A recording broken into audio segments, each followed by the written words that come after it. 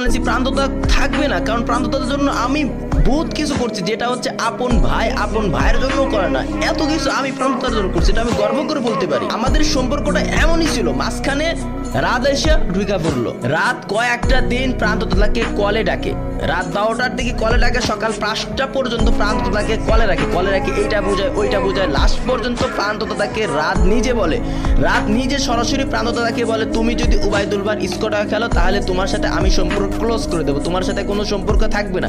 Even কি এই কথা আমারও বলে দেয়, তুমি যদি প্রান্ততাকে নিয়ে যাও তোমার সাথে আমার কোনো সম্পর্ক থাকবে না। আমি বলি এটা কেমন কথা বলে তুমি ভাই, তোমার সাথে এত বছর শুধু সম্পর্ক, ভাইয়ের সম্পর্ক, তো গেম নিয়ে তুমি সম্পর্কর দিকে সরাসরি কথা টানলা। তো এক পর্যায়ে প্রান্ত আমাকে এই কথা বলে যে প্রান্ততা নাকি ভালো খেলে, এই কারণে আমাকে স্কোরে রাখছে, না হলে আমাকে স্কোরে রাখতোই না। ভাই এই কথা শোনার পরে আমার মন একদমই ভেঙে পড়ে। এরা কি বললো রাত,